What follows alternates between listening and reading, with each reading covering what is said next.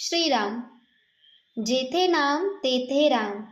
नामाशिवाय ठेवलेला प्रत्येक विश्वास हा अविश्वासालाच कारण ठरतो. कारण नामातच आहे समाधान आणि नामाशिवाय जो सत्य मानतो त्याला भगवंताची ओळखच नाही. नामातच आहे जगाचे सार. नामात जी मस्ती आहे तीच रामाच्या वास्तवतेची ओळख आहे. बाकी सगळं सुख वाटणारेही शेवटी दुःखाचंच कारण ठरतं. देवळं, सभामंडप, यात्रा हे सगळं निरर्थक वाटतं जर अंतःकरणात राम नसेल तर. म्हणून रामाला आपलासं करा. तो जन्ममरणाचा फास तोडणारा आहे. कारण रामच एक खरा दाता आहे. बाकी सगळे फक्त निमित्त. प्रपंचात समाधान हवं असेल तर नामाचा सतत जप हवाच. आपण जे जे करतो ते सगळं रामाला अर्पण केलं तर प्रत्येक क्षण समाधानाचाच होतो. मोह, ममता, देहाचा अभिमान हे सगळं संसाराचं जाळं आहे. तेथे मन अडकू द्यायचं नाही.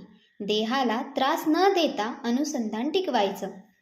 म्हणूनच मी मागतो एक दान, नामस्मरणाचं दान. सुखाच्या मागे धावू नका. फक्त रामासाठी जगा. त्याला अर्पण व्हा. व्यवहार, लौकिक विषय यांची आस धरली तर परमार्थ मागे पडतो. म्हणून हे बाजूला सारा आणि भगवंताचं भजन करा. जगात काहीच खरं नाही. राम हाच एकमेव आधार आहे. जोवर देह आहे तोवर लौकिकाची आस राहील. पण देह गेल्यावर लौकिक तरी कुठे टिकणार आहे.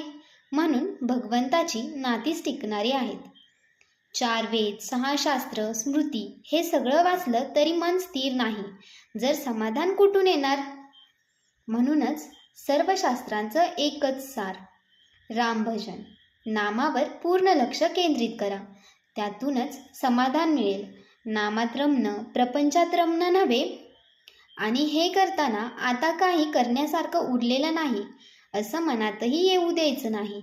चित्त ठेवा रामाकडे, ध्यास ठेवा त्याचा. शरीराने नाही जमलं तरी मन रामात गुंतवा. त्यातूनच खरा कल्याणाचा मार्ग निघतो. राम ठेवून देईल समाधान, हीच खरी भक्ती आहे. गुरुनी दिलेलं नाम हेच जगाचं पावन करणारे आहे. यावर ठेवा विश्वास. राम कृपा करील नक्की. शरीर आहे तोवर त्याची काळजी घ्या. पण रघुवीराला विसरू नका. आणि शेवटी एकच भाव, रामा तुझ्याकरिता राहिलो.